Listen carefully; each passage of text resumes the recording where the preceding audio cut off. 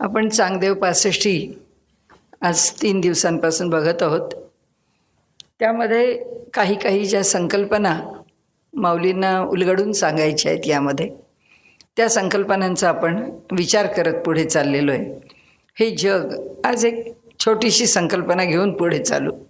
हे जग हा जर विवर्त आहे, आपण पहिल्या दिवशीपासून म्हणतो आहोत की परब्रह्मावरती जग म्हणजे विवर्त आहे. म्हणजे काय? रज्जूवरती सर्प हा विवर्त आहे. म्हणजे मुळामध्ये तो रज्जू आहे, पण त्याला सर्प असं म्हटलं जातं, असं वाटतं. घाबरून ती धारणा होते आणि त्याच्यावरती तो आरोप केला जातो. तसंच हे जगत हा ब्रह्मावरचा विवर्त आहे. म्हणजे साक्षात ह्या जगाच्या ठिकाणी काही अस्तित्व नसतानासुद्धा त्या परब्रह्माच्या ठिकाणी त्यांनी ते जग निर्माण केलं असं म्हटलं जातं. आपण 2-4 वेळा ही संकल्पना बघत पुढे जाऊ. या संकल्पनेला ह्या अद्वैत तत्त्वज्ञानामध्ये पुढची पायरी म्हणून लक्षात घेतलं जातं. ती म्हणजे अशी की ब्रह्माच्या दृष्टीने हा ब्रह्मदेव जग उत्पन्न करतो, विष्णू ह्या जगाचं पालनपोषण करतो आणि शंकर त्याचा संहार करतो. ही जी त्रिगुणात्मक देवतांच्या संदर्भामध्ये असणारी जी संकल्पना आहे, त्या कशाचाही विचार न करता सुद्धा म्हणाले या ठिकाणी हे जग जे आहे हे उत्पन्न झालंच नाही आहे. म्हणजे हे जे जग आहे, या जगाला काही स्वतंत्र अस्तित्व नाहीच आहे, कारण त्याला कुठे स्थैर्यच नाही आहे. आणि त्याला स्थैर्य नाही म्हणून त्याला अस्तित्व नाही, अशी एक त्याच्या संबंधीची धारणा आपण मांडतो.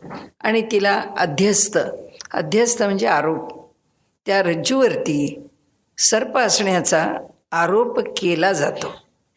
तो आरोप होतो, त्याला अध्यस्त असं म्हणतात.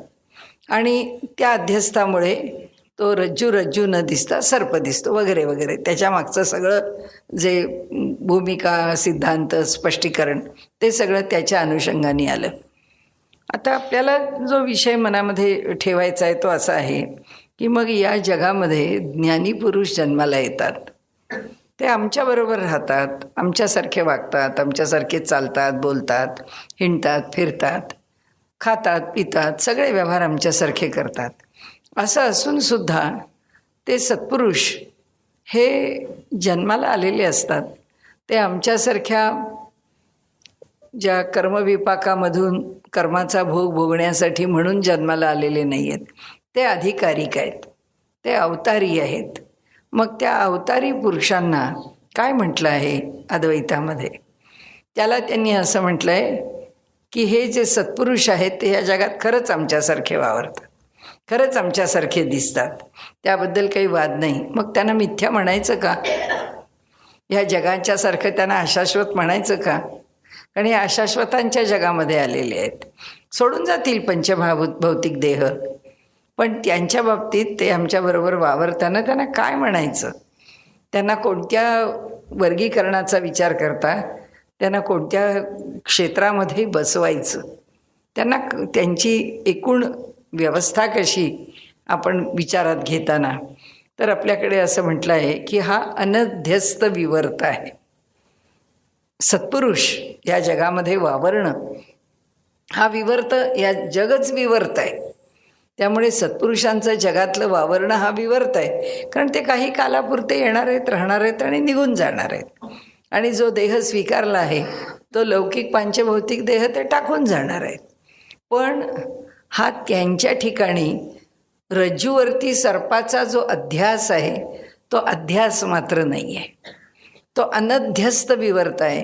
ते ह्या जगामध्ये वावरतात, पण या जगामध्ये ते ज्या देहात राहतात, ते ज्या पद्धतीने राहतात, ते ज्या कारणाने जन्माला येतात, त्या सगळ्यामध्ये सामान्य माणसाच्या मध्ये त्याला धरता येणार नाही, त्यांचं वर्गीकरण होणार नाही.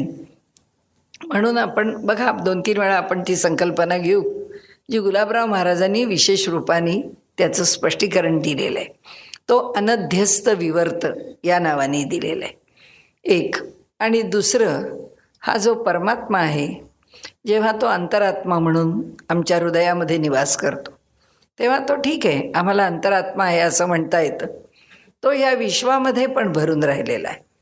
तर तो या विश्वामध्ये कसा भरून राहिला आहे आणि ह्या विश्वामध्ये त्याचं भरून असणं आणि ह्या सगळ्या तत्त्वज्ञानामध्ये वापरलेल्या ज्या संकल्पना आहेत किंवा ज्या परिभाषा आहेत त्या परिभाषांचं काहीतरी उत्तर द्यावं लागतं. आणि त्यामुळे तिथे आलेला जो शब्द आहे तो शब्द असा आहे दृंग मात्र.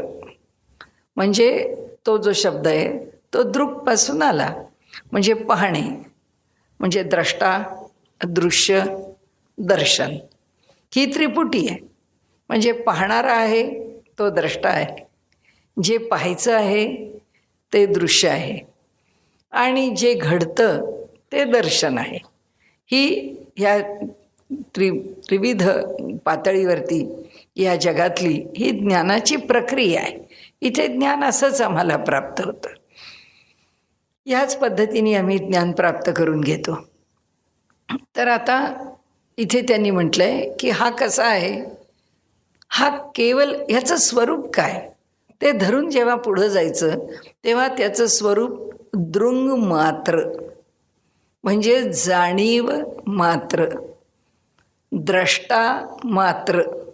तो मात्र म्हणजे केवल, केवल त्याच्यामध्ये केवल शब्द मात्र शब्दाने आपल्याला संबोधित करायचा आहे. हा केवल द्रष्टा आहे. या संबंध विश्वामध्ये जो भरून राहिलेला आहे ह्याचं स्वरूप हा द्रष्टा आहे. म्हणून पतंजलीच्या योगसूत्रामध्ये योगाचं फल सांगताना त्यांनी तदा द्रष्टुः स्वरूपे अवस्थानम असं म्हटलं. पण तो द्रष्टा आम्ही आहोत. त्याच्यामध्ये ते जे द्रष्टेपण सांगितलं आहे ते वेगळं आहे आणि इथे जे द्रष्टेपण सांगितलं आहे हा जो द्रष्टा आहे हा दृशी मात्र आहे असं त्यांनी त्याच्या ठिकाणी म्हटलं आहे. म्हणजे दिसणे पण ज्याच्या ठिकाणी आहे, म्हणजे ज्याच्या ठिकाणी जाणीव आहे, ज्याला जाणता येणार आहे. जाणीव हा शब्द ज्ञानाचा पर्याय म्हणूनच तत्त्वज्ञानामध्ये अधिक विचारात घ्या. फार थोड्या ठिकाणी जाणीव आपण मराठीत इतरत्र वापरतो तसा तत्त्वज्ञानात वापरलेला आहे. ही जी जाणीव आहे ही जाणीव म्हणजे काय आहे तर आपल्याकडे असं म्हटलं आहे ह्या ब्रह्मांडामध्ये जे हे परमात्म तत्व भरून राहिलेलं आहे तो निर्गुण निराकार काही ह्या जगामध्ये भरलेला नाही. हे आपल्याला अद्वैताच्या तत्त्वज्ञानाविषयी पहिल्या दिवशीपासून आपण पाहतो आहोत की तो कसा आहे किंवा तो काय करतो. तर तो जो निर्गुण आहे, जो निराकार आहे, जो अखंड आहे, जो एकरस आहे तो वेगळा आहे. तो एका बाजूला राहतो. तो कशात प्रत्यक्ष भाग घेत नाही. पण भाग घेताना काल परवापासून आपण म्हणतोय त्याप्रमाणे एक तो पुरुष आणि ती प्रकृती, किंवा वेगळ्या शब्दामध्ये आपल्याला त्याचं स्मरण करायचं तर शुद्ध सत्वोपाधिक मायेनी युक्त असणारं ब्रह्माचं स्वरूप, म्हणजे तो ईश्वर झाला, तो अंतरात्मा झाला, सगळं काही तो आहे. तर आता इथे तो या जगामध्ये कसा भरून राहिला आहे प्रश्न आपल्याला तेवढाच आत्ता पाहायचा आहे की तो या जगामध्ये कसा भरून राहिला आहे. तर तो या जगामध्ये जाणीव रूपाने भरून राहिलेला. जाणीव हे पुन्हा पहिल्या दिवशी आपण विचारात घेतलं तसं ते ज्ञानाचं स्वरूप आहे. ज्ञान, ज्ञानाचं कोणतं अंग इथे त्यांनी प्रकट केलं? जाणीव. सर्वदूर जाणीव घेणं, जाणीव होणं, जाणीव असणं, हे सगळं त्या जाणीवेचं जे रूप आहे ते त्याच्या ठिकाणी आहे. मग तो कसा आहे? तो मुळामध्ये आता आपली सगळा विषय आजचा 5-6 ओव्यांपर्यंत आपण जाऊ तेव्हा विषय कसा जाणार आहे? असाच जाणार आहे की तो ह्या सृष्टीमध्ये सर्वदूर अगदी ओतप्रोत भरून आहे. हिंदीमध्ये जसं लबालब म्हणतात तसं सर्वदूर अगदी काठोकाठ भरून राहिलेला आहे. सर्वदूर भरून राहिलेला आहे. कुठे अशी सांध नाही, फट नाही, अशी जागा नाही की जिथे परमात्मा तत्व नाही. मग तो सगळीकडे भरून राहिला आहे. इथेही जर भरून राहिला आहे तर मग तो कसा भरून राहिला आहे तो प्रश्न आहे. तर तो जसा भरून राहिला आहे ते त्याचं स्वरूप म्हणजे जाणीवेचं स्वरूप आहे. जाणीव, त्याला तत्त्वज्ञानाच्या भाषेमध्ये शब्द वापरतात तो कॉस्मिक इंटेलिजन्स की वैश्विक जाणीव.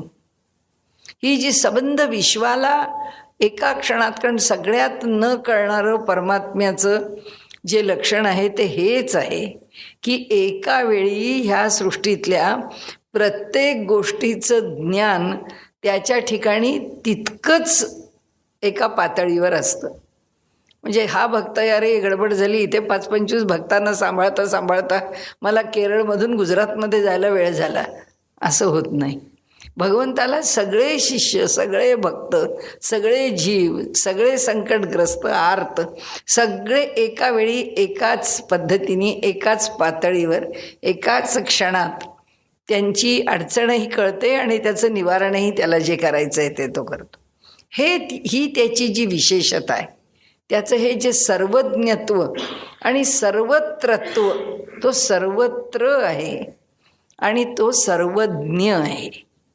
ह्या ज्या दोन गोष्टी आहेत, त्याचं सर्वज्ञता आणि त्याचं सर्वदूर असणं, या दोन गोष्टींकरता तत्त्वज्ञानामध्ये जो शब्द वापरला जातो तो दृंग मात्र.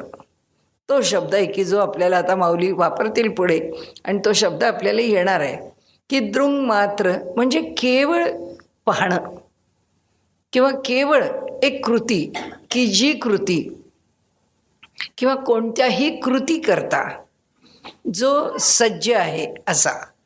म्हणजे दृंग म्हणजे तो पाहतो, म्हणजे तो द्रष्टा, असा सुद्धा अर्थ त्यांनी घेतलेला नाही आहे.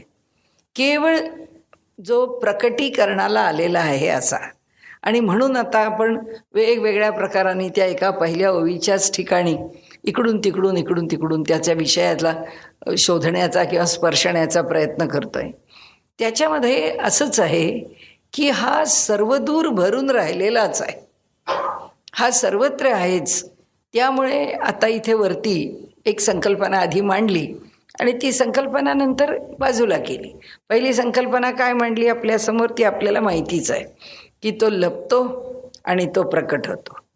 लपणं आणि प्रकट होणं हे आत्ता स्वीकारून किंवा हे धरून आम्ही म्हणायला लागलो की तो जेव्हा लपतो तेव्हा हे जग अगदी बहाराला आलेलं असतं किंवा भरून आलेलं असतं आमच्या दृष्टीने, आणि जेव्हा तो प्रकट होतो तेव्हा हे जग पूर्णपणे मावळून जातं. ही जी भूमिका मांडली आहे, आता खरंच तो लपतो का आणि खरंच तो प्रकट होतो का? कारण असं आहे की लपणं प्रकट होणं हे धर्म आहेत, हे आमचे धर्म आहेत, आमच्या देहाचे धर्म आहेत. मुलांच्या बरोबर आपण लपंडाव खेळतो, लपून बसतो. त्या मुलाला शोधता येईना, ते मूल रडवेलं झालं, लहान मुलं आता शोधायला लागलं आणि त्याचे डोळे बिळे पाण्याने भरून आले की आपण लगेच समोर येतो आणि आपण सांगतो अरे मी इथेच आहे, तुझ्याशी खेळते आहे. म्हणजे हे काय आहे? हे धर्म आहेत. लपणं प्रकट होणं असे धर्म धारण करून आम्ही जिवंत आहोत. आम्हाला पण धर्म आहेत, आम्हाला देहाचे धर्म आहेत, आम्हाला मनाचे धर्म आहेत, आम्हाला बुद्धीचे धर्म आहेत. ते तसे बुद्धीच्याकडे जर स्मरण नाही राहिलं अल्झायमर होईल, मनाच्याकडे जर धैर्य नाही राहिलं तर डिप्रेशनमध्ये जाईल, शरीराच्या ठिकाणी आरोग्य नाही राहिलं तर मनुष्य रोगी होईल. म्हणजे धर्म धारण केले कीच आम्ही धारण होतो. म्हणजे या सृष्टीमध्ये, या जगतामध्ये किंवा या त्रिगुणात्मक सृष्टीमध्ये प्रत्येकाला काहीतरी धर्म आहे. धारणात धर्म मिथ्याहू, धर्माची व्याख्याच अशी आहे की जो धारण करतो तो धर्म. म्हणजे आम्हाला मानव म्हणून धारण करण्याकरता, आमच्या धारणेकरता म्हणून परमात्म्याने आमच्या ठिकाणी अनेक धर्म निर्माण केलेले आहेत. म्हणून धारणात धर्म मिथ्याहू, जो धर्म आहे तो धारण करून त्या पद्धतीने माणूसच नाही, पक्षी आहे, प्राणी आहे, जलचर आहे, त्या प्रत्येकाला जे जे धर्म दिलेत ते धारण करून त्याचं जीवन आहे. आता परब्रह्माचं काय? तो कोणताच धर्म धारण करत नाही. धारण करून जर तो निर्माण झाला तर आमच्याचसारखा निर्माण झाला. त्याला जर लपणं हा धर्म असेल आणि त्याला प्रकट होणं हा जर धर्म असेल तर ते परमात्मतत्व किंवा ब्रह्मतत्व असणार नाही. कारण त्याला कोणताच धर्म संभवत नाही. कारण धर्माची व्याख्या काय? जो धारण करतो तो धर्म. परमात्म्याला दुसऱ्या कोणाला तरी धारण करावं लागेल का? नाही, कारण तोच सगळ्यांना धारण करणार आहे. त्याला कोण धारण करणार आणि त्याला कसं धारण करणार? आणि त्यामुळे त्याला जर कोणता धर्मच संभवत नाही तर मग त्याला लपणं प्रकट होणं कसं संभवेल? त्यामुळे तो लपतही नाही आणि तो प्रकटही होत नाही. मग हे कुणाला दिसतं? हे कुणाला वाटतं? तो लपलाय आणि तो प्रकट झालाय, ही आमची बुद्धी आहे. त्याच्या आधी त्यांनी आपल्याला दृष्टांत दिला. त्याच्या आधी ते सांगतात की अहो, सूर्य उगवला, सूर्य मावळला, आता दिवस झाला, आता रात्र झाली, असं आम्हाला वाटतं. सूर्याच्याकडे ना दिवस आहे ना सूर्याच्याकडे अंधार आहे, दोन्ही नाही आहे. सूर्याला दिवस कशाला म्हणतात हे पण माहीत नाही आणि अंधार कशाला म्हणतात हे पण माहीत नाही. कारण सूर्याला जर कोणी सांगितलं की अहो आता दिवस आहे म्हणून तुम्ही आम्हाला दिसताय, थोड्या वेळात अंधार होईल, थोड्याला अंधार कशाचं नाव अंधार आहे? शोधा म्हणाले. तो बघ शोधतो म्हणाले, आम्हाला मिळेल आता अंधार. सूर्य शोधायला निघाला, अंधार कुठे? जिथे सूर्य जाईल तिथे अंधार कसा राहील? त्यामुळे सूर्याला अंधार शोधता येत नाही. जिथे सूर्य आहे तिथे अंधार नाही. आणि म्हणून त्यांनी सांगितलं सूर्याला यातलं काहीच नाही आहे. ज्ञानदेवांनी आपल्या गुरूंचं वर्णन करताना असंच केलं आहे की म्हणाले, नवल उदेला चंडांशू. कसा आहे? मावळवीत विश्वाभासू. नवल उदेला चंडांशू, या संबंध विश्वाचं भासमानपण आहे, ते मावळून टाकून माझे सद्गुरूरूपी ज्ञानाचे सूर्य उगवले आहेत, असं त्यांनी आपल्या गुरूंचं वर्णन करताना म्हटलं आहे. इथे त्यांना काय म्हणायचं आहे की अहो कशाला त्या परमात्म्याच्या मागे, म्हणजे माऊली एक पद्धत आहे, तत्त्वज्ञानाची मांडणी आहे. काही गृहीतकृत्य धरून, म्हणजे काही पॉस्च्युलेट्स आहेत, काही फंडामेंटल्स आहेत की जे स्वीकारायला लागतात आणि पुढे जायला लागतं. काहीतरी कुठून तरी तत्त्वज्ञानाला सुरुवात करायला पाहिजे. तर तिथे सुरुवात करताना आता एक पहिलं स्टेटमेंट केलं, एक पहिलं विधान केलं. विधान कसं केलं की ज्या विधानावरती अनेक बाजूनी त्याच्यावरती आरोप होतील, अनेक बाजूनी तो विषय वेगवेगळ्या प्रकारांनी तत्त्वज्ञानाच्या माध्यमामधून अनेक संदर्भांनी तो विषय स्पष्टीकरण केला जाईल, छेडला जाईल, त्याच्यावर वाद करता येईल, त्याच्यावर चर्चा होईल आणि मग त्याच्यातून तत्त्वज्ञानाचं काय खरं स्वरूप आहे ते हळूहळू हळूहळू उलगडत जाईल. ही साधारण पद्धत. त्याला पूर्वपक्षासारखं एक विधान करायचं आणि सिद्धांत पक्षाने त्या विधानाची उत्तरं देत राहायची. तसं एक विधान झालं आणि त्यांनी सांगितलं की बाबा रे, तू ज्याची आज वर्षानुवर्ष तपश्चर्या करतो आहेस, तो जो वटेश्वर आहे तोच वटेश्वर ह्या जगाच्या रूपाने प्रकट झाला आहे. आणि हे जे जग आहे, हे जग तुला जसं दिसतं आहे तसं नाही आहे. ते जग कधी कुणाला प्रकट आहे तर ते जग कधी कुणाला प्रकट नाही आहे, ही त्याची स्थिती आहे. आता पुढे आले, पुढे म्हणाले, प्रकटे तव तव न दिसे, लपे तव तव आभासे, प्रकट ना लपाला असे, न खोमता जो. न खोमता म्हणजे काहीही त्याच्यात फरक न पडता. त्याच्यात कसा फरक पडेल? तो लपला हा त्याच्यात फरक आहे, तो प्रकट झाला हा त्याच्यात फरक आहे. फरक कोणत्या अर्थाने? जो आपण पहिल्यांदा बघितला की त्यांनी हा धर्म धारण केला. लपणे हा धर्म धारण केला, त्यांनी प्रकट होणे हा धर्म धारण केला. त्याला काय गरज? कोणत्याही धर्माची त्याला गरज नाही, कोणतंही लक्षण स्वीकारण्याची त्याला गरज नाही.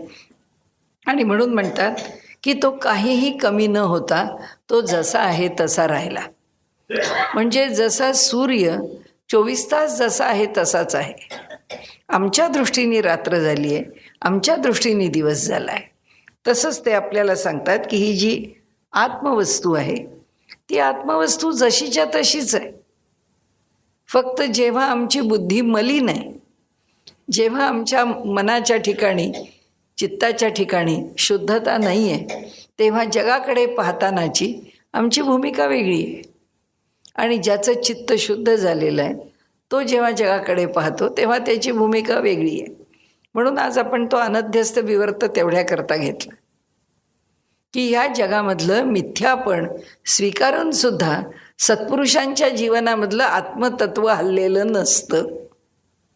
ते तसेच असतात, आत्मतत्वाच्या ठिकाणीच असतात, या मिथ्या जगामध्येच वावरतात, कुठे जातात. हे मिथ्या जग सोडून ते कुठे जात नाहीत. या मिथ्या जगामध्येच आमच्यासारखं भातभाजी आमटी खात तेही त्यांचं जीवन व्यतीत करतात. आमच्यासारखे झोपतात, उठतात, आंघोळ करतात, हिंडतात, फिरतात, विचार करतात, लोकांशी व्यवहार करतात, संपर्क ठेवतात, सगळं करतात. पण त्यांच्या ठिकाणी ते ज्या आत्मतत्वाच्या ठिकाणी एकरूप झालेले आहेत, ते तद्रूप झालेले आहेत, तत्रूप झालेले आहेत. ते मात्र बदलत नाहीत, ते तसेच असतात. म्हणून काय आहे? विवर्त आहे. विवर्त म्हणजे काय आहे? की देह धारण केला आहे, पंचमहाभूतांना स्वीकारलं आहे, जे मूळ आपलं चैतन्य आहे त्या चैतन्यावरती खोळ घेतली आहे. म्हणजे रज्जूवरती सर्प दिसू शकतो बुवा, कारण आमच्यासारखेच देहधारी आहेत ते. त्यामुळे ते आमच्या पण कसे आहेत? म्हणाले अनध्यस्त आहेत, ज्याच्यावरती आरोप नाही करतायत मिथ्यात्वाचा. आमच्या दृष्टीने आमच्यासारखे राहणारे नश्वर देहातले असले तरीसुद्धा त्यांच्यावरती मिथ्यात्वाचा आरोप होत नाही. जे आहे ते सगळं चैतन्यच आहे. आणि म्हणून आत्ता आपण इथे पाहतोय तेव्हा ज्याला तो परमात्मा कुठेही दिसत नाही, तो लपलेला आहे असं जेव्हा त्याला वाटतं, की त्यावेळी त्याची जाण काय? त्यावेळी त्याचं जाण हे जग सत्य आहे. हे जग व्यावहारिक पातळीवरती जसं आहे तसं सत्य आहे. त्याच्याचबरोबर तो ज्या सद्गुरूंकडे जातो, जो अधिकारी पुरुष आहे, संत आहे, त्याला त्यांनी विचारलं की महाराज आपल्याला जग कसं दिसतं? तर तेव्हा तो म्हणेल की मला जग काय दिसतं? भगवंताचं रूप आहे, साक्षात भगवंत जगामध्ये भरून राहिलेला आहे, विष्णुमय जग आहे, हे साक्षात भगवंतानी व्यापलेलं जग आहे, अशीच माझी धारणा आहे. नामदेवांची होतीच ना, की नामदेवांच्या ठिकाणी सुद्धा त्यांना सर्वत्रांच्यामध्ये भगवंत दिसतच होता. आणि म्हणून आपल्या घरातनं शिळ्या भाकरीचा तुकडा कुत्रा घेऊन धावतोय पाहिल्याबरोबर नामदेव तुपाची वाटी घेऊन धावले, की अरे बाबा ही एवढी वाळलेली भाकरी आणि ती भाकरी खाशील तर तुझ्या पोटात दुखेल, तर मी तुझ्या भाकरीला तूप लावतो.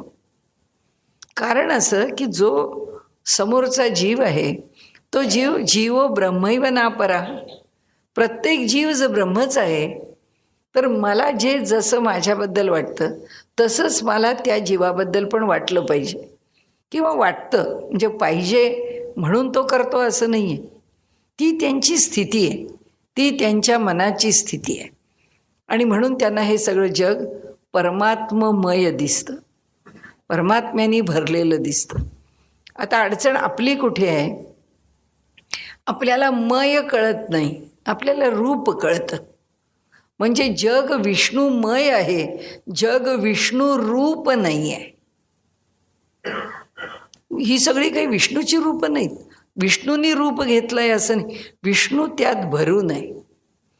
म्हणून काय आहे, जगाच्या विषयीचा सिद्धांत मांडताना बहुत नामरूपांनी भरलेलं जग आहे. नामरूप भिन्न आहेत, त्या विष्णूची रूपं भिन्न आहेत, त्या विष्णूची नामं पण भिन्न आहेत. परमात्मा वेगवेगळ्या नावांनी प्रकट झालेला आहे, भिन्न भिन्न नामांनी आणि रूपांनी प्रकट झाला आहे. म्हणून भगवान विष्णू रूप जग दिसत नाही, विष्णुमय जग, त्या विष्णूंनी भरून राहिलं आहे. मयट हा प्रत्यय आहे, त्याचं वैपुल्य देतो. विपुलता संपतच नाही. म्हणजे या जगामध्ये विपुल किती आहे? अनंत म्हणा, अमर्याद म्हणा, असीम म्हणा, त्याला कोणताही शब्द वापरा, त्याच्याही पेक्षा तो पलीकडे भरून राहिलेला आहे. म्हणून आपल्याकडे आनंदमय म्हणतात. किती आनंद, किती आनंदाची उपलब्धी माहीत नाही, किती आनंद. मयट प्रत्यय, वैपुल्य, अत्यंत वैपुल्य, की ज्याचं मोजमाप करता येत नाही. आणि म्हणून आता ते म्हणतात, तर पुढच्या ओळीवर आले ते म्हणाले त्याच्यात काही बदल होत नाही, त्याला लपावं लागत नाही, त्याला उघड व्हावं लागत नाही, तो जसा आहे तसा आहे. दृष्टी बदलते, द्रष्टा बदलतो, पाहणारा बदलतो, म्हणून त्याचं दर्शन बदलतं. आणि म्हणाले याच जगामध्ये एकाच वेळी अत्यंत प्रपंचामध्ये आसक्त असलेला मनुष्यसुद्धा जीवन जगत असतो आणि प्रपंचापासून पूर्ण निरासक्त झालेला सत्पुरुषसुद्धा जीवन जगत असतो. एकाच वेळी असतात, फक्त दोघांची दृष्टी वेगळी असते आणि दोघांचा अनुभव भिन्न असतो. आणि म्हणून ते सांगतात ईश्वराला काहीच खर्चावं लागत नाही.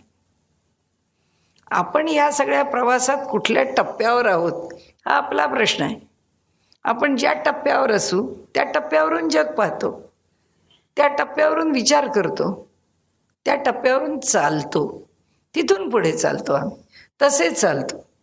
काय आमची प्रवृत्ती आहे, काय आमचं पूर्व जे काही संचित म्हणा, संस्कार म्हणा, पूर्वकर्म म्हणा, काही म्हणा, की ज्याच्यामुळे आमचा एक ढाचा बनला आहे, त्या ढाच्यातून जातो. म्हणून ते म्हणतात अहो त्या परमात्म्याला, त्या अंतरात्म्याला, तो जाणीव रूपाने ह्या सबंध ब्रह्मांडाला ज्यांनी व्यापला आहे.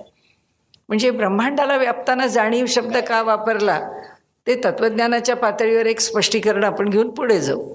कारण काय, जे चेतन जीव आहेत, ज्याच्या ठिकाणी चैतन्य देहामध्ये आहे असं आम्ही धरलं, तर ह्या सृष्टीमध्ये आम्ही असं धरून चालू की आमच्या या सबंध ब्रह्मांडात चर आणि आचर दोन्ही ठिकाणी तो परमात्मा भरून राहिला. इथपर्यंत आम्ही समजलो.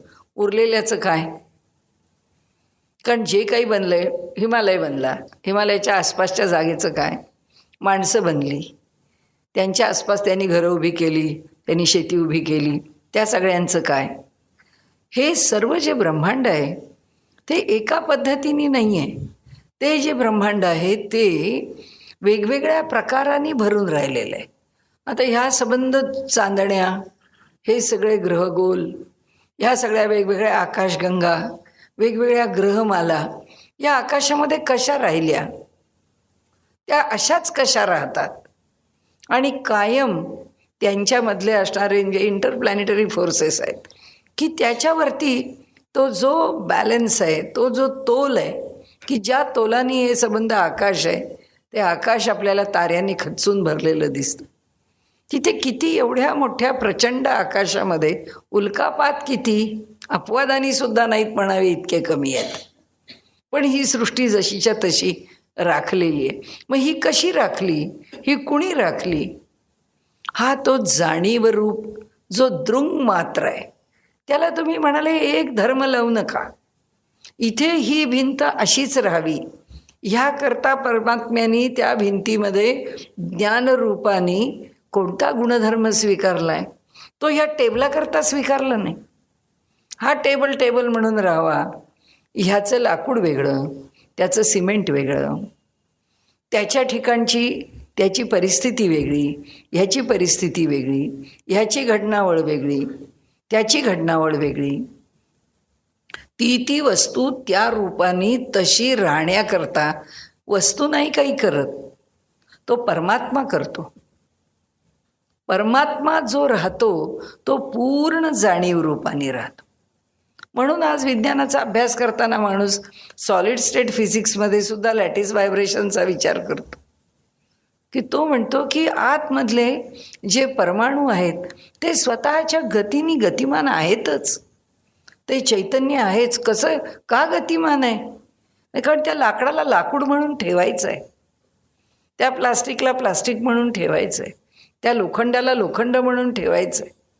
मग लोखंडाच्या आत असणारी जी काही त्याची स्थिती आहे, म्हणजे आपण असं म्हणू त्या परमाणूंची आहे, त्याची संबंध त्याचं इलेक्ट्रॉनिक कॉन्फिगरेशन आहे की त्याची अणुरचना कशी आहे, परमाणू रचना कशी आहे, हे सगळं जर आपण जगामध्ये पाहत गेलो तर आपल्याला कळतं की हा परमात्मा कोणत्या तरी एका नावाने का नाही बोलावला. आणि आपल्याला कळतं की आम्हाला समजून घेण्यापुरता त्याची लक्षणं काय सांगितली, त्याची तटस्थ लक्षण सांगितलं, यतो वा इमानी भूतानी जायंते जीवंती प्रयंती अभिसंविशंती, सगळी लक्षणं घातली त्याच्यामध्ये. आम्ही जेव्हा त्याचं स्वरूप लक्षण आम्हाला सांगा, तटस्थ तो बाजूला आहे, तो काही हे जग निर्माण करत नाही, तरीसुद्धा त्याचं तटस्थ लक्षण काय? अहो हे जग त्याच्याचमुळे जन्माला येतं, अहो या जगातले लोक त्याच्याचमुळे जगतात, अहो या जगातले लोक जेव्हा आपला देह सोडतात तेव्हा त्याच्यातच प्रविष्ट होतात, आणि अभिसंविशंती, त्याच्यातच जाऊन राहतात. आता कुठे येतो? लांब आहे. हे त्याचं तटस्थ लक्षण आहे. अगदी तटस्थपणाने तो त्याच्यापासून दूर असला तरी सुद्धा त्याचं लक्षण आम्ही शब्दातून दिलं. का दिलं? आम्हाला कळण्याकरता की तो कसा आहे, त्याची व्याख्या कशी करणार. दुसरी व्याख्या केली आम्ही. त्याला सांगितलं आम्ही स्वरूप लक्षण, काहीतरी त्याचं रूप त्याच्यावरून कळलं पाहिजे. मग आम्ही कसं केलं? सत्यम, ज्ञानम, अनंतम, नित्यम ब्रह्म. ते सत्य आहे, म्हणजे सत आहे, सत्ता रूप आहे. तेच सर्व दूर, त्याच्या सत्तेवरच सगळं चालतं. त्याच्या अधिष्ठानाशिवाय जग उभंच राहू शकत नाही. सत्य आहे. ज्ञान, जो स्वतःच ज्ञानरूप आहे. त्यामुळे ह्या जगामध्ये ज्ञान जे करून घेतो ते ह्या व्यवहाराच्या पातळीवरचं जे मिथ्या ज्ञान आहे ते ज्ञान म्हणजे तो नाही आहे. हे ज्ञान फक्त या पातळीवरचं आहे. आणि ह्या पातळीवर ते कसं आहे? कारण ह्या जगातल्या अज्ञानाच्या पार्श्वभूमीवरचं ज्ञान आहे. म्हणजे हा रंग तुम्हाला लाल दिसला का हो? नाही नाही नाही, अहो हा केशरी आहे. आपण नाही हो, तुम्हाला लालच वाटला. अहो कुठे लाल आहे? केशरी आहे. हे काय आहे? दोघांच्यातला संवाद. या जगामधली जाणीव आहे, या जगामधलं मापन आहे. ते मापन त्याच्यापर्यंत पोचत नाही. म्हणून तो ज्ञान आणि अज्ञान ह्याच्या पलीकडे आहे.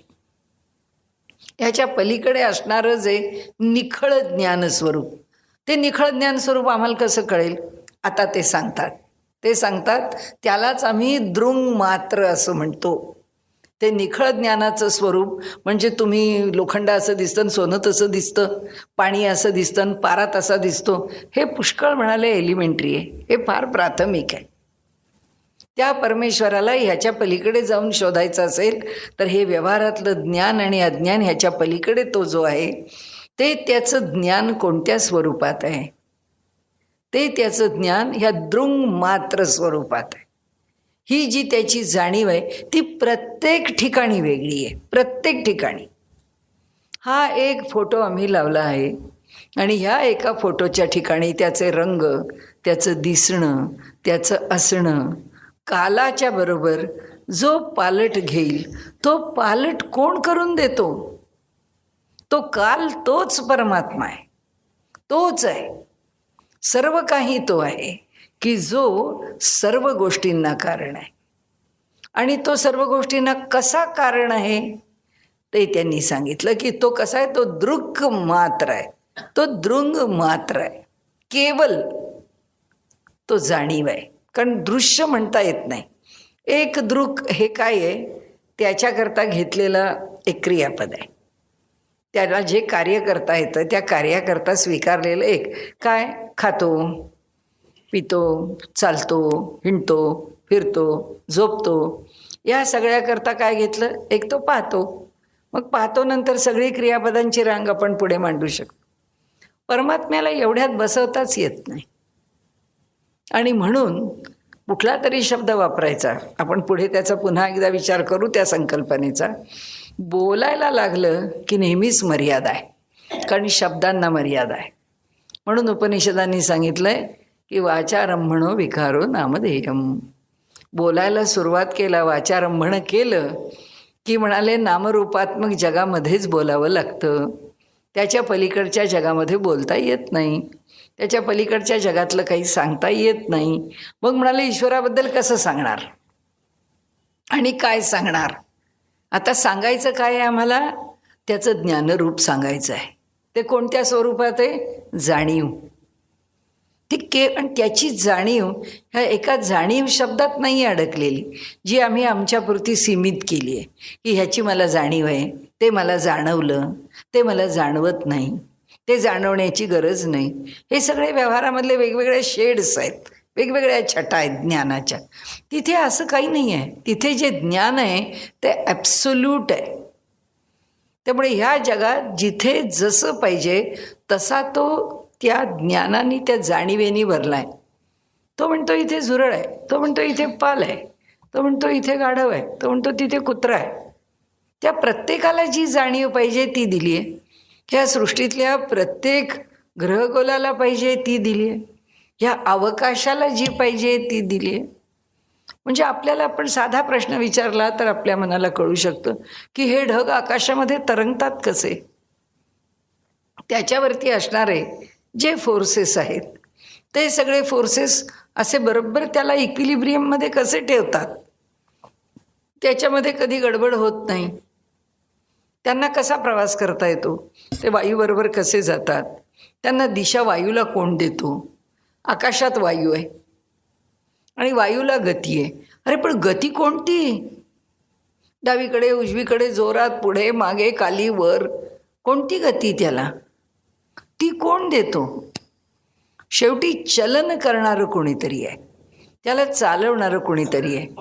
आता ते जे कोणीतरी आहे ना, ते नुसती शक्ती नाही. आपलं चालली आहे खटपट 4 दिवसापासून, ती ह्याच्याकरता चालली की ती जी शक्ती आहे ती चालन करू शकते, ती ॲक्टिव्हेट करू शकते, पण तिला प्रेरणा पाहिजे, तिच्या मागे अधिष्ठान पाहिजे. तर ते जे अधिष्ठान किंवा ती जी प्रेरणा आहे, ती प्रेरणा कोण आहे, तो हाय.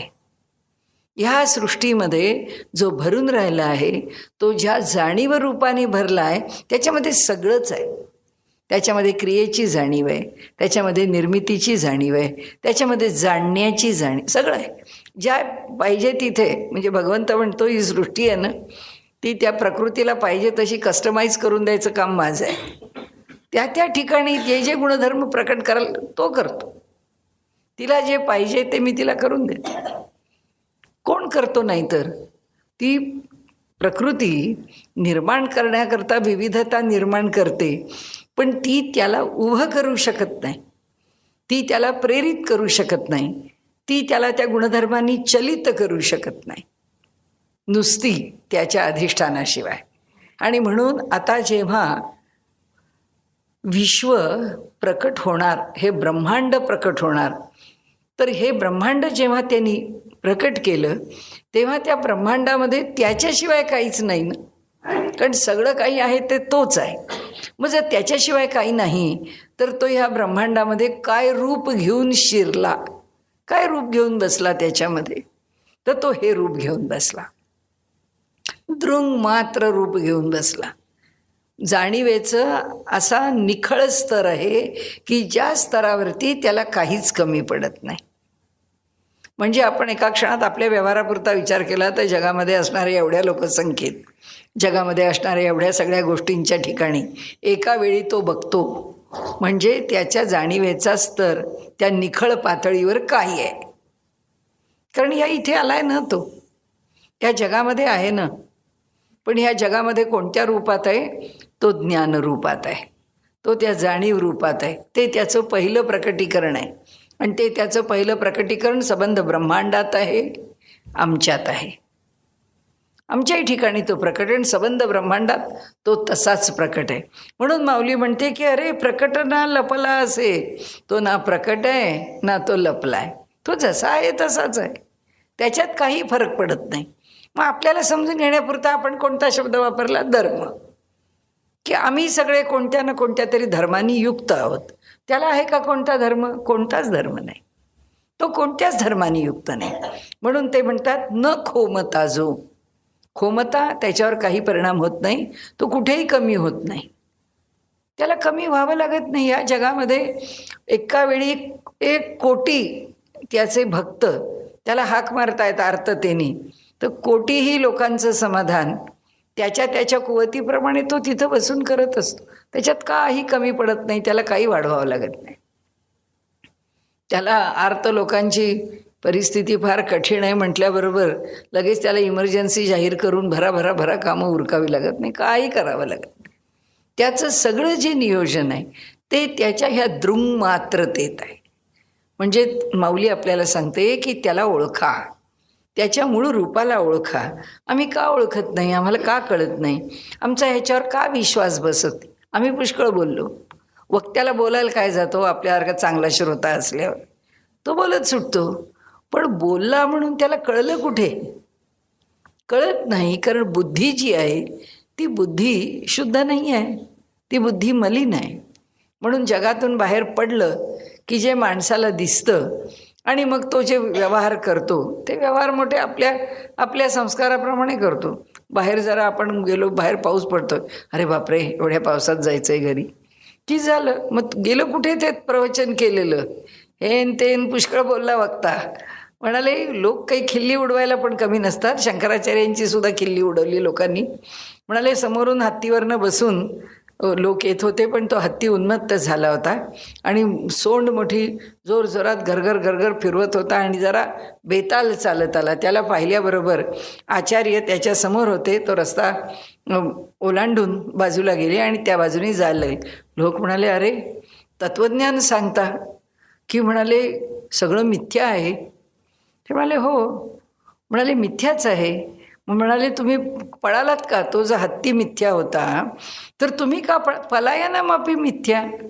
माझं पळणंसुद्धा मिथ्याच आहे ना.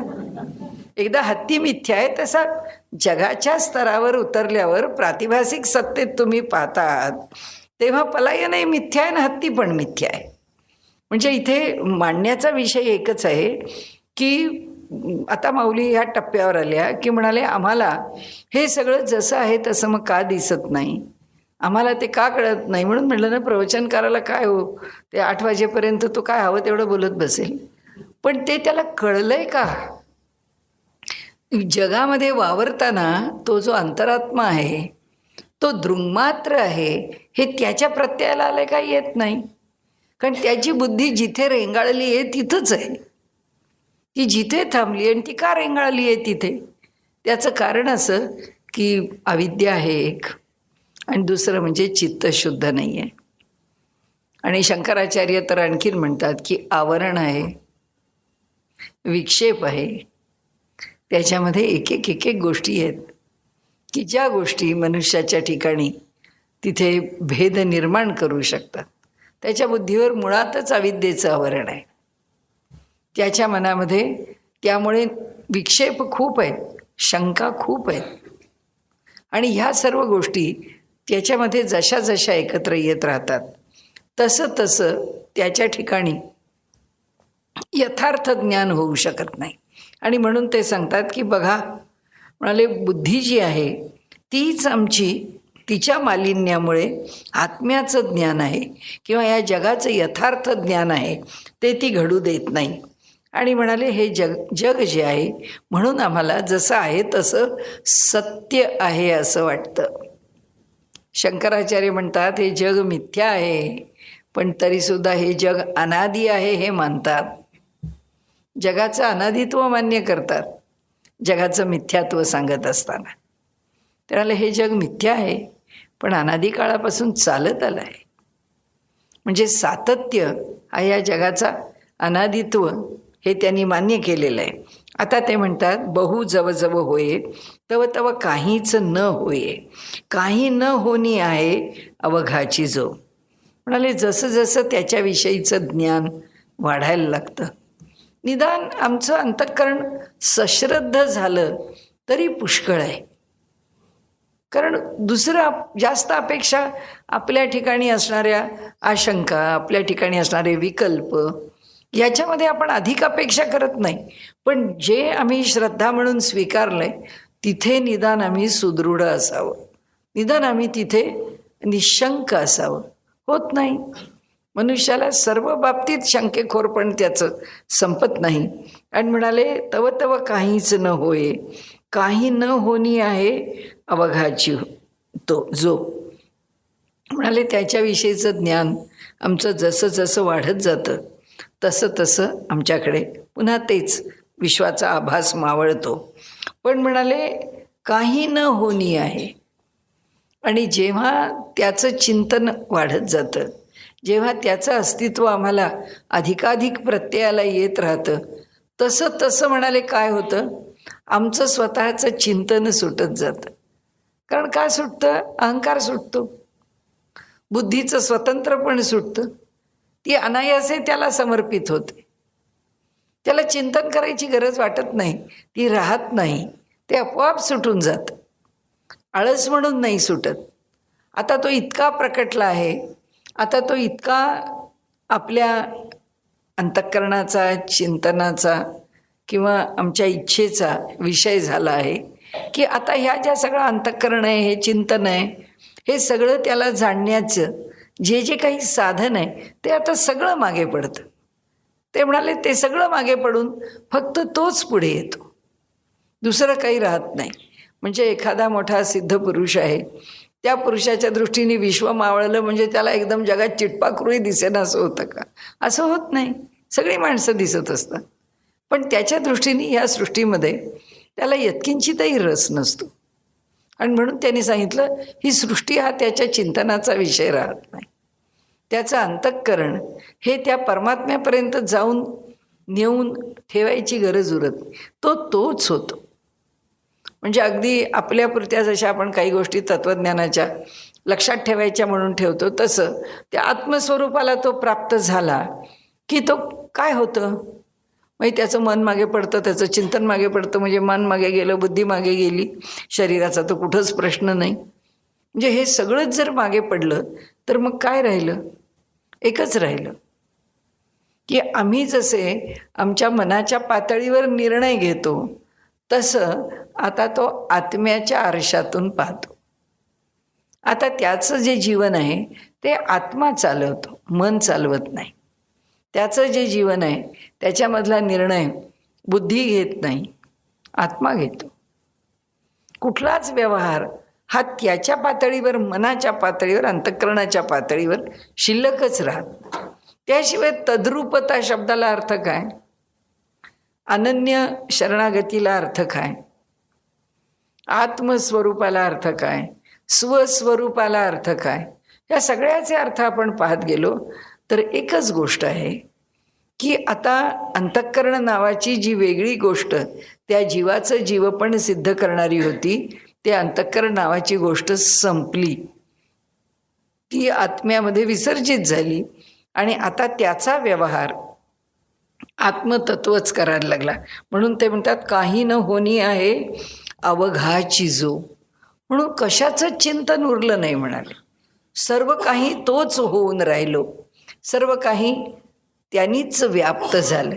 आणि म्हणून त्याला आता हे लपला, हे प्रकटला, या सगळ्या शब्दांच्या पलीकडे माऊली आपल्याला घेऊन जाते. ती सांगते की बाबा रे, पहिल्यांदा तुला लपला, प्रकटला या पातळीवर जग आणि परमात्मा ह्यांचं स्वरूप प्रकट कसं होतं आणि ते आपल्यापासून दूर कसं जातं किंवा आपल्याला अदृश्य कसं होतं, दृष्टीआड कसं होतं ते सांगितलं. त्यानंतर म्हणाले सांगितलं की अरे असं तुला वाटतं, पण परमात्मा जो आहे त्याच्यामध्ये काहीच बदल होत नाही. बदल जो होतो तो फक्त तुझ्या दृष्टीत होतो. आणि तुझ्या दृष्टीत बदल होतो म्हणून तुला कधी जग प्राधान्याने युक्त आहे असं वाटतं, तर कधी परमात्मा प्राधान्याने युक्त आहे असं वाटतं. म्हणाले हे सर्व विषयसुद्धा जो जो तू ईश्वराचं चिंतन करायला लागशील तो तो तुझ्या अंतःकरणामध्ये तो प्रकट होत जाईल. तुला बाहेरच्या जगात कसा प्रकट होतो हे तर कशाला पाहायला पाहिजे. तुझ्या अंतःकरणात तो जो प्रकट होत जाईल, तो प्रकट होताना त्याचा व्याप इतका वाढेल अंतःकरणामधला, त्याच्या ठिकाणी इतकं स्वरूप आपल्याला स्पष्ट होईल. म्हणजे कसा होईल? तो आमच्या अंतःकरणामध्ये अंतःकरण म्हणून राहणारच नाही आहे. तो स्वतःच व्यापार करतोय, तो स्वतःच आमचा व्यवहार चालवतोय. तो असा इतका व्यवहार चालवील की म्हणाले तुझ्या ठिकाणचं अंतःकरण नावाची गोष्ट संपून तू त्याच्यात विसर्जित होशील. म्हणून काही न होणी आहे अवघाची जो.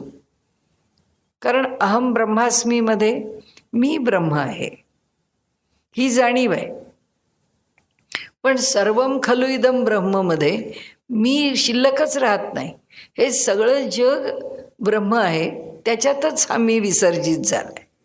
सगळ्या जगामध्ये आता पुन्हा मी वेगळा राहिलो नाही. मी नावाची स्वतंत्र आयडेंटिटी, अस्तित्व शिल्लक नाही. आणि म्हणून आता ते इथे सांगतात सर्व काही तो आहे हे कळण्याच्या पातळीवर ये. पहिल्यांदा त्या पातळीवर राहा की ज्या पातळीवर तुला व्यवहार करायचा आहे जगात कर. व्यवहाराच्या पलीकडे जायचं आहे, पारमार्थिक सत्तेत जा.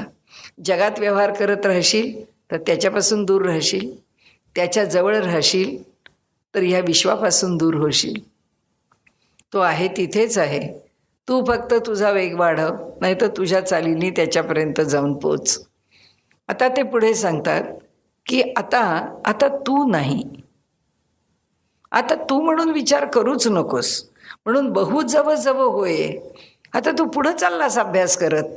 तर म्हणाले, अरे चांगदेवा, आता तू जसा जसा त्याचा अधिकाधिक विचार करत जाशील तसं तसं म्हणाले हे जे विश्व आहे ते तुझ्यापासून दूर जाईल. हे तर म्हणाले आत्तापर्यंत मी तुला सारखंच सांगितलं, या प्रत्येक ओवीत सांगितलं. आता काय नवल सांगतोय किंवा आता काय वेगळं सांगतोय? आता सांगतोय ते असं म्हणाले, काही न होणी आहे. आता तुझ्या ठिकाणचं तुझं स्वतंत्र चिंतन संपलं म्हणाले. आणि काय आलं? अवघाची जो, आता फक्त तो. सर्वम खलु इदम ब्रह्म, अहम ब्रह्मास्मी नाही, ती ओलांडली. आणि सर्व काही ब्रह्मच आहे, त्यात मी समाविष्ट आहे. मी कोण वेगळा? हे विश्वची माझे घर, ऐसी मती जयाची स्थिर, किंबहुना चराचर आपणची झाला. म्हणाले ज्ञानदेवांचं काय? म्हणाले मी कोण? मला कळलंय, हे विश्वची माझे घर, हे सगळं विश्वच माझं घर आहे. ऐसी मती जयाची स्थिर, किंबहुना चराचर आपणची झाला. एवढंच कशाला म्हणाले, आणखीन तुला सांगतो की हे संबंध जे जग आहे, हे सगळं जग, ही चराचर सृष्टी तोच होऊन गेला. ही भावना कोणती आहे? सर्वम खलु इदम ब्रह्म. माऊली त्यांना सांगतायत आता की अवघाची जो, आता ह्याचा प्रत्यय घ्यायला लागतो. तुला ब्रह्म हा प्रत्यय आला, हा तुझा वैयक्तिक अनुभव झाला, लपला आणि प्रकटला. आता ह्याच्या पुढचा अनुभव तुला काय घ्यायचा आहे? म्हणाले ह्याच्या पुढचा अनुभव आता तू या ब्रह्मातला एक अंश वगैरे नाही, या ब्रह्मात कुठेतरी हरवून गेलेलं, सगळ्यामध्ये मिसळून गेलेलं, आपली स्वतंत्रता न प्रकट करणारं असं जीवन अवघड आहे. अद्वैतामध्ये सुद्धा हे फार अवघड आहे. हा विषय समजून घेणं पण फार अवघड आहे. म्हणजे आपल्याला नेहमी ज्याचं एक आकर्षण वाटतं की स्वामीजींच्या म्हणजे ठाकूरांच्या चरित्रामध्येला जो प्रसंग आहे की सर्व प्रकारच्या साधना त्यांनी केल्या आणि त्या साधनांच्यामध्ये त्यांना जेव्हा ल्यांगटा आले त्यांच्याकडे आणि त्यांनी सांगितलं की तुमच्याकडून अद्वैत सिद्धी करून घ्यायला पाहिजे, अद्वैत सिद्धी तुम्ही अजून काही अनुभवली नाही. तर म्हणाले ठीक आहे, सांगा काय करायचं. त्यांनी सांगितलं तुम्हाला न झेपणारी गोष्ट आहे, काय सांगा. म्हणाले तुमच्या आज्ञाचक्रामध्ये जिथे भगवतीला तुम्ही ठेवलं आहे तिथे तुम्हाला छेद द्यावा लागेल.